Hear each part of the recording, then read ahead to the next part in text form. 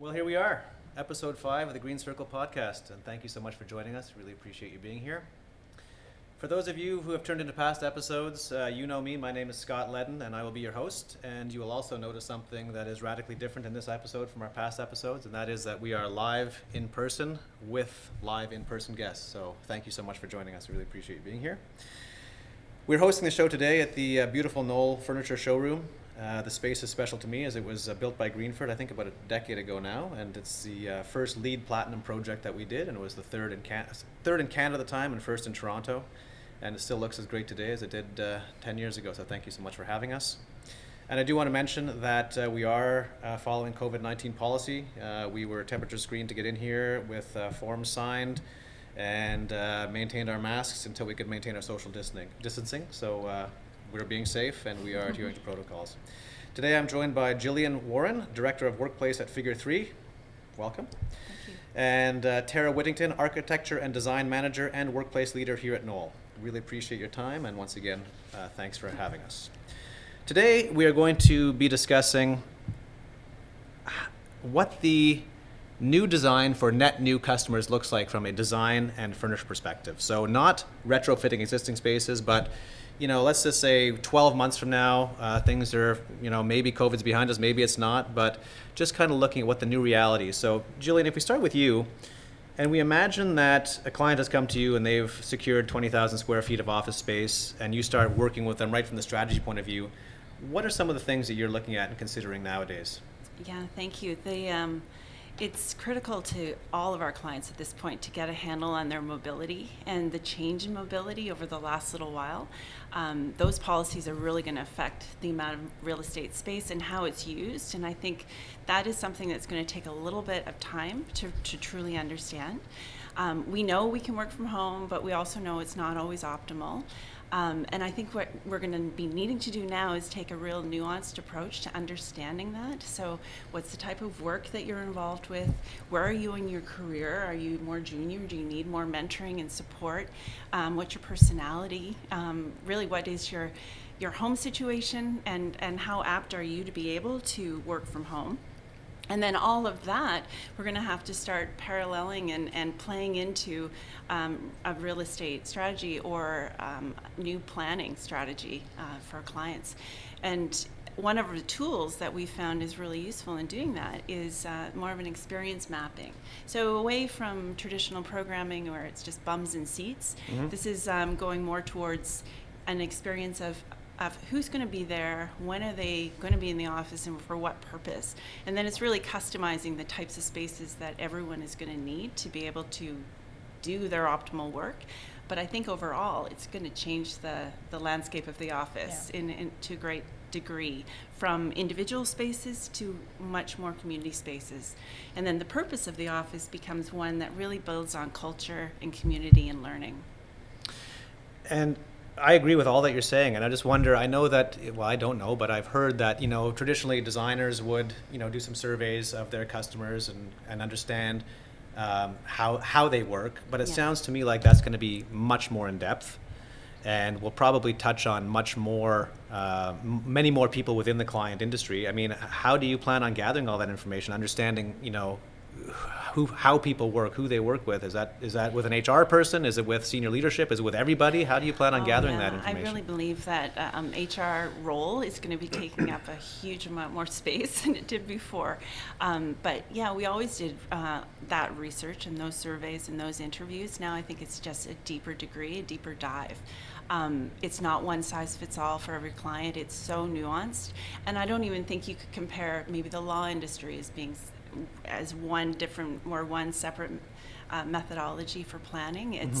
There's different types of law that people are practicing, different appetites towards working from home, and then how conservative they are as a practice and how it will move forward into their planning is yet to be determined, but it's definitely going to tax the designer. Absolutely. And Tara, from the furniture manufacturer's point of view, how are you seeing this new reality? What kind of changes or this flexibility, mobility, the type of trends we're seeing, how is it affecting your industry? So we're really lucky that despite all the changes that are happening, we're not necessarily designing new products. We are just adapting the application of our existing products and enhancing them by adding things like screens for the short term to provide separation for employees. But really it's this new methodology of planning and how we're going to see people in the workplace. So to Jillian's point, people want to come back to the office sometimes. Some people are happy to work from home. And where are you most productive? Mm-hmm. So I think it's going to be really task-based on how we come back in, and then that's going to shape the landscape of the office. Because if I'm at home doing my expenses and I'm in for collaboration sessions, I don't need a dedicated desk. I really need different types of meeting spaces. So I think we're going to see a shift in the landscape.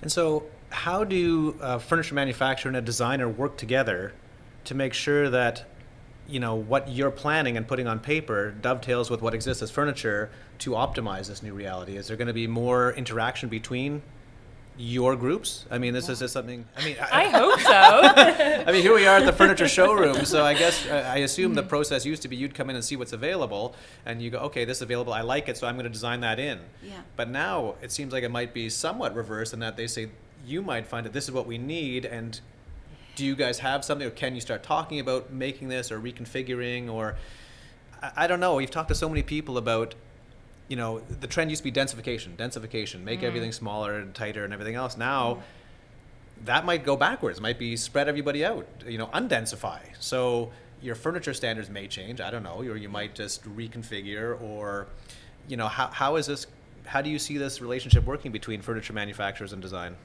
I've always felt that we come to you with an understanding of the behaviors that our clients are wanting to undertake, and you guys always come up with solutions. And I think it'll just get a little bit more of that engagement. Yeah. Collaborative, really. Very collaborative. And then because we're all on the same page with COVID and understanding what you need today, at least until we have a vaccine and we move into a new normal, a lot of what the manufacturers are doing is bang on with, you know, creating purposeful separations and collaboration zones that naturally separate people to the right degree. Mm-hmm. Whether or not those will continue in the future after we get back to a new normal, who knows? But it's always been a very collaborative conversation between manufacturer and designer. Nice. Well, you talk about collaboration, and I think that's something else I want to touch on, is that, again, from my perspective, it seemed like, you know, the trend was at one point when technology existed and first came out to send everybody home and say, oh, you can work from home. And then they realized, well, now the culture's gone, there's no collaboration, so bring everybody back. And the designers seem to say, okay, let's design opportunities for people to bump into each other in the office, exchange ideas, brainstorming, impromptu meetings at the water cooler. You'd hear about all that all the time. Now those meetings are dangerous potentially, so we're trying not to, but the collaboration still needs to happen. So it seems to me there's going to be a challenge for design and furniture and just people in the office to go, how do we optimize the collaboration and minimize the risk? And I think you used the term purposeful collaboration. Right. I think is what you said. Yeah. In other words, do you think that you're going to be designing to specifically have people bump into a fewer number of people because that's who they really need to bump into? Or how do you see that happening? Not necessarily. I guess, yes, in the short term, for sure, you're going to have to control the number of people that are bumping into each other. And I think we'll evolve with different ideas of how collaboration can take place in our offices as we start to roll back in. Mm-hmm. But in the longer term, you know, if we go back to the necessity of building community through your offices and even supporting a more virtual workforce through building a culture that will support it. And we talked a little bit about the retail model and how a physical bricks and mortar store is really so important to the success of your online business. And I think we're going to move towards understanding that. So really how we're building out the brand and the culture in our offices is really going to be able to make the virtual workforce more successful. So I think what I heard you saying is the office will help it'll be a form of support for some people who are working at home. So they'll still have a touch point in the office, there'll still be a way to feel part of something, but you might not be at the office. And Tara, you said something at one point when we had a previous discussion about it's not necessarily that 20% of the workforce is going to work from home, but it might be 20% of the time people work from home. Mm-hmm. If Yeah. I understand. Maybe you could elaborate on that point. And I mean, that's really based on my own personal experience. I was in design for a number of years, and I was in the office Monday to Friday, 9 to however late. And there just inherently wasn't a lot of flexibility. When I moved into sales, they hand me a laptop and a phone and say, work wherever. Right. And so I Like come Collingwood, for example. Sorry. Yes. Collingwood, Yeah. for I took that example. call in Collingwood because we were lucky enough to have a place to stay up there for a couple of days. But I can work remotely. I can work anywhere, and I've been able to do that for a number of years.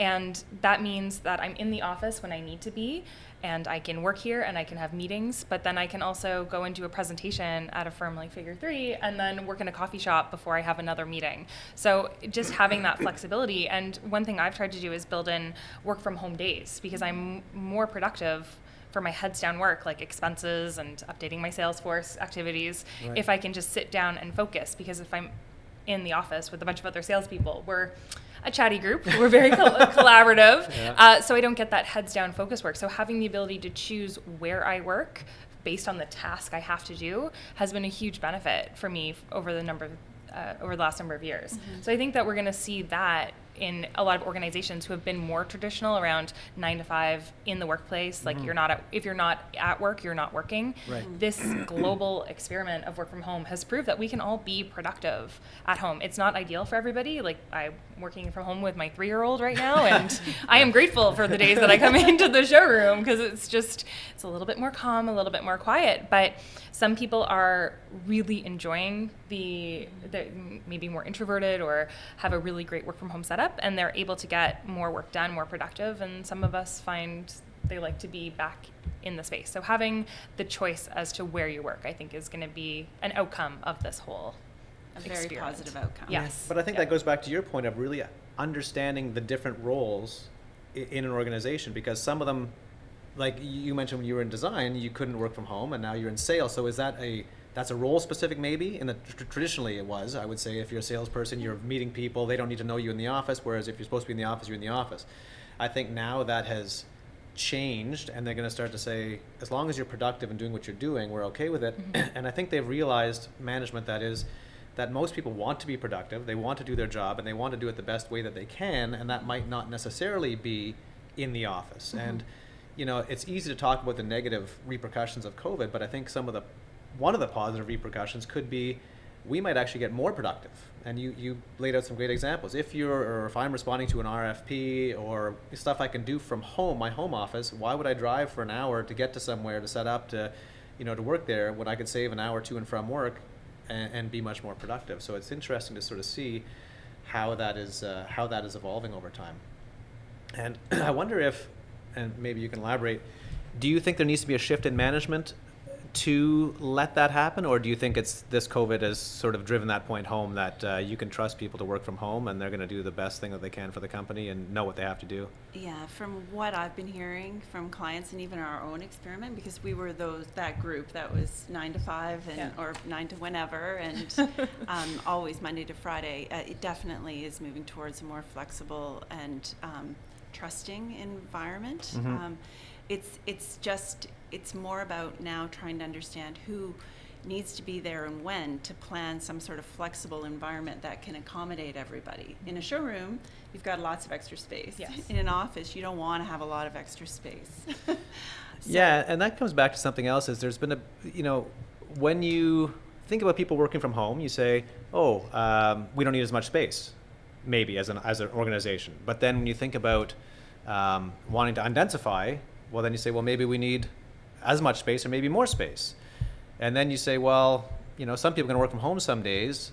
So how do you account for the fact that if you have 100 people, but you set up for 75, Yeah. and if all 100 people come in, you're stuck. So how does that work in terms of planning? Yeah, I mean, almost stage one, trying to get people back who don't want to share a desk at all. Right. So that's one complication. But I'm finding a lot of our clients, it's just, you're hearing flexibility a lot. And the 1-to-1 ratio, whether it's a desk or a casual piece of furniture, somewhere that they can go. So if you end up with full staff complement, you have a seat for everyone. Mm-hmm. That's the starting point. And then I think as this thing evolves and more people come back to the office, or as probably the mobility or working from home strategies get a little more developed, those spaces can change into something else that is more beneficial for the groups. Interesting. So you mentioned that the office has always been a center for sort of culture, learning, and community, and I think that's really important. Obviously, in one of our previous podcasts, we talked about the notion of people working from home. I don't think people like it that much. A lot of people, I mean, here we are today in person because we really want to be, and going, oh, it's nice to see people outside of your family. Not to be rude to your family, but it's nice to see other people.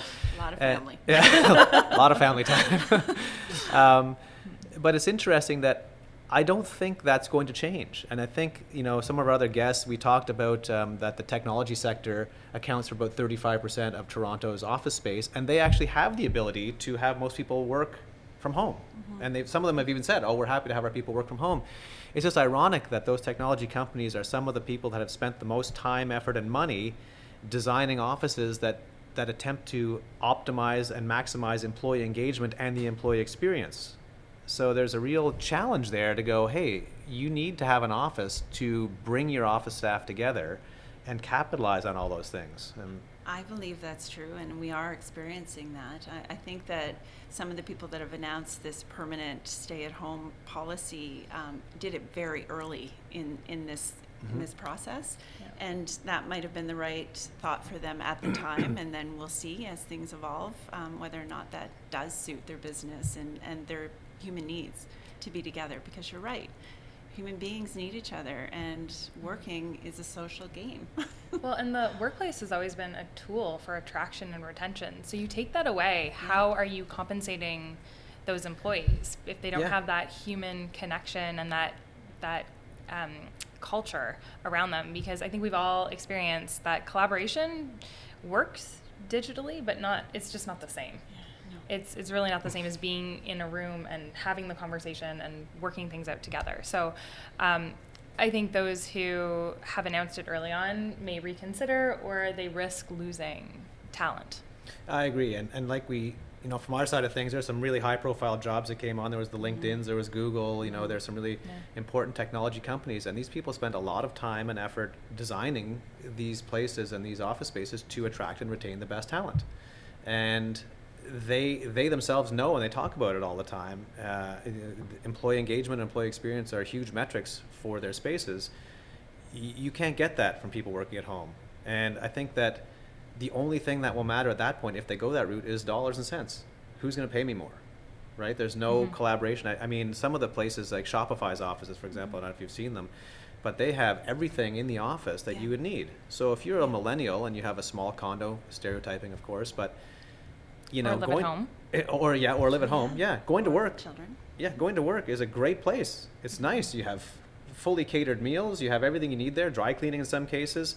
Your social aspect. So you want to go to work. Yeah. If you take all that away, you've lost that. And you go, no, I don't care where I work now, as long as I get a paycheck and it's all the same. So it's interesting. It's going to be interesting to see how that evolves over time. Yeah, I mean, we've had a lot of involvement with companies that have already moved towards a very mobile strategy in their workforce, and I've seen it already. How, as you say, the people that are in the smaller condos, they're four walls around them. They need to get out, and the workplace is the best experience they can have to do their work. We've already seen that, and we'll continue to see it. Yep. Well, and to Tara's point, I mean, Zoom has obviously increased in popularity like crazy, but it's still not the same. No. You try your best, you end up talking over each other, you try to share your screen, you do whatever, but it's not the same as interacting personally. And I think there's a lot of, everyone that I've talked to about, do you think people go back to the office or not? Everyone wants to get back to the office. And I don't know if, maybe they've forgotten what the traffic light is like, and maybe they've forgotten that, but getting in, meeting with your colleagues, having a discussion face to face, enjoying that time together, it enables you to work well together and to generate better solutions than I think you would in isolation. Any other last thoughts, sort of, as you consider things that people should be thinking of with respect to office design moving forward? You go first. Okay, actually, I do have something that kind of goes back to what we were talking about around smaller groups of people and how are you planning for that serendipitous touch points that when we're trying to distance. And I think, post-COVID or a year from now, if we're looking at that, what we're talking about with our clients and customers is the idea of neighborhoods. And so you identify what teams work together and the types of work that they do, and they have sort of dedicated, focused, and collaborative spaces that only those teams are using, with central hubs like a cafe and bigger meeting spaces. And by using flexible and adaptable product, that if you need to grow those teams or shrink those teams, it becomes easy to do so without having to necessarily replan the whole space. So that's just something that's pretty new for us. We had our Knoll Design Days, our version of Neocon.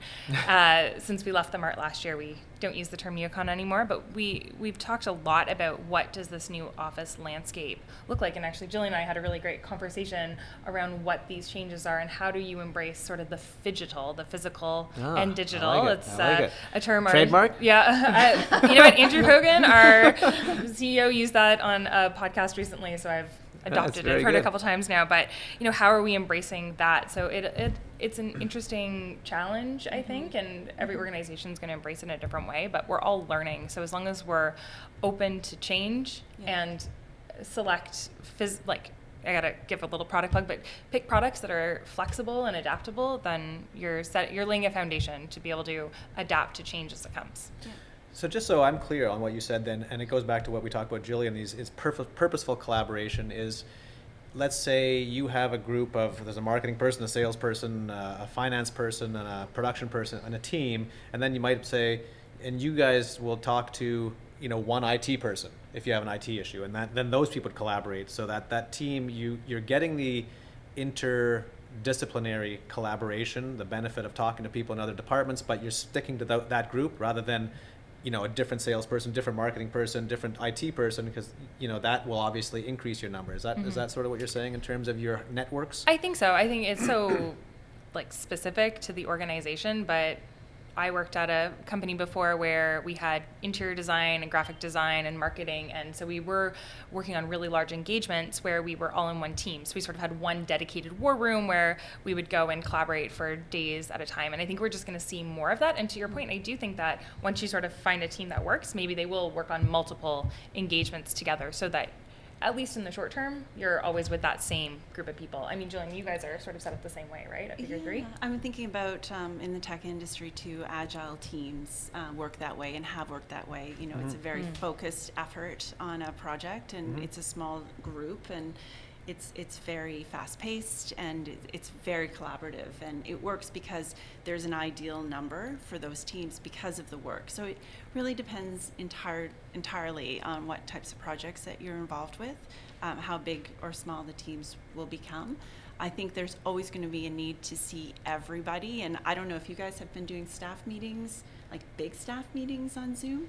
But it's multiple a week. You spend the whole time just checking in with people's faces, and when we're all together, it's just gonna be great. And I'm really overall so optimistic about the future. I think that this pandemic has been horrible, but if it moves things forward into a place where we're all trying to get to for a while now, I think it could be a really great outcome for design of workplace, and definitely will challenge the furniture manufacturers to come up with some really, really great solutions.